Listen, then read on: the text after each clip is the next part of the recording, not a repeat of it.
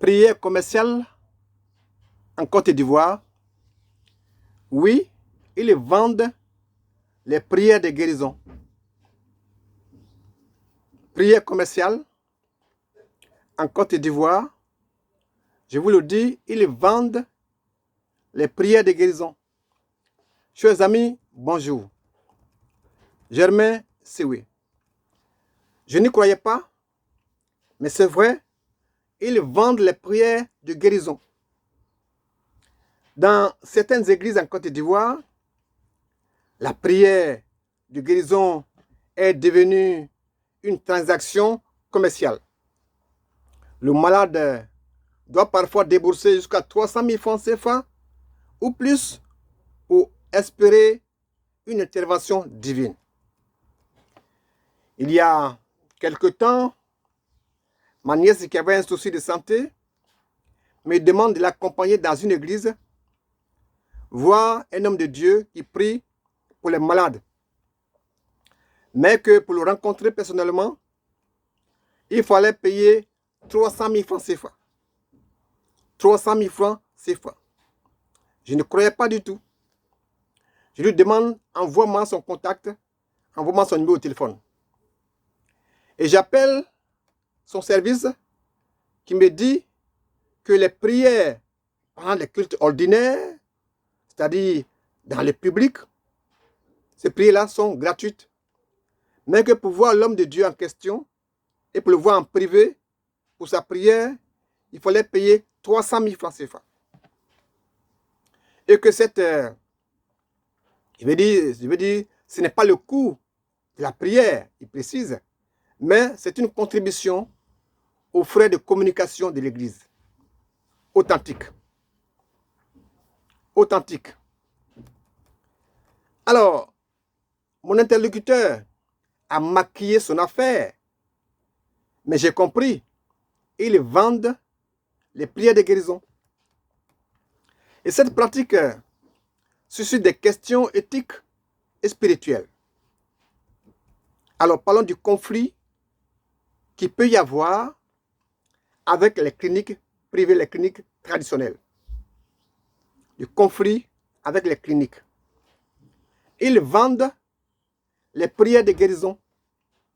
Cette nouvelle forme de, je veux dire, de commerce spirituel entre en compétition directe avec les cliniques privées traditionnelles.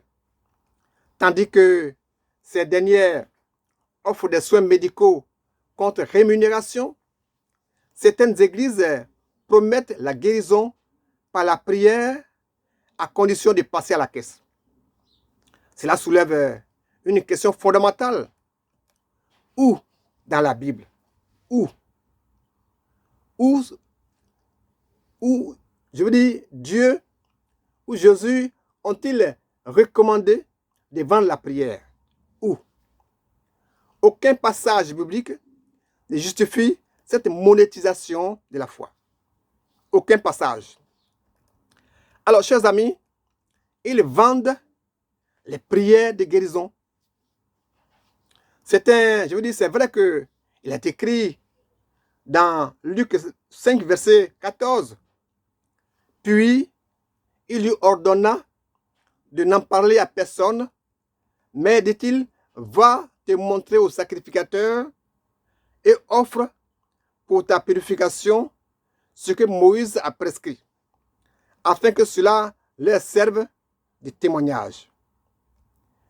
Oui, mais ce verset-là n'est pas une recommandation pour vendre les prières de guérison. Dans ce passage, Jésus demande aux lépreux qui vient de guérir de se conformer à la loi mosaïque, qui exigeait qu'une personne guérie de la lèpre, et non d'autre chose, se montre au prêtre et offre un sacrifice prescrit. Cette pratique faisait partie des rites de purification de l'époque, selon la loi de Moïse, et visait à réintégrer la personne dans la communauté après sa guérison, parce qu'elle était mise en quarantaine, mise à l'écart de la société. Chers amis, ils vendent les prières de guérison. Et il est important de noter que Jésus ne demandait pas aux lépreux de payer pour sa guérison.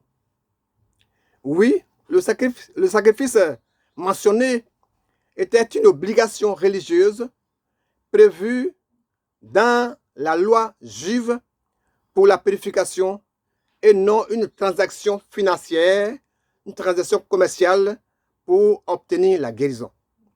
En d'autres termes, ce passage ne justifie pas et ne justifie en aucun cas la vente de prières de guérison ou toute autre forme de monétisation de la foi. Alors, la foi contre l'argent. La foi contre l'argent. Chers amis, ils vendent les prières de guérison. Un des arguments avancés par les partisans de cette pratique est l'ingratitude des hommes. Notre ingratitude. Faisant allusion à l'histoire des 10 lépreux guéris par Jésus, dont un seul a été reconnaissant. Histoire relatée dans Luc 17, versets 11 à 19. Selon eux, les gens oublient de remercier Dieu une fois qu'ils sont guéris. Une fois que nous sommes rétablis et que nous avons obtenu gain de cause, alors nous oublions de dire merci à Dieu. Pourtant, chers amis, cet argument paraît insuffisant pour justifier la vente des prières. La foi ne devrait-elle pas être un acte gratuit, accessible à tous, indépendamment de la richesse personnelle? Grande question. Mais même a-t-on la certitude de la guérison lorsque nous donnons l'argent et tant d'argent? Est-ce que nous avons la certitude de la guérison? Chers amis, ils vendent les prières de guérison.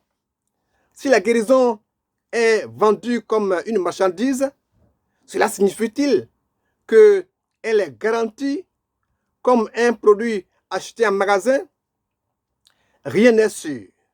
La guérison, même après une prière payante, reste tributaire de la foi et de la volonté divine. Il est donc préoccupant de voir des églises transformer une pratique spirituelle en un acte purement commercial. Chers amis, ils vendent les prières de guérison. En conclusion, que pourrions-nous dire? Que cette pratique de prière payante suscite de nombreuses interrogations. Est-elle vraiment conforme aux enseignements bibliques?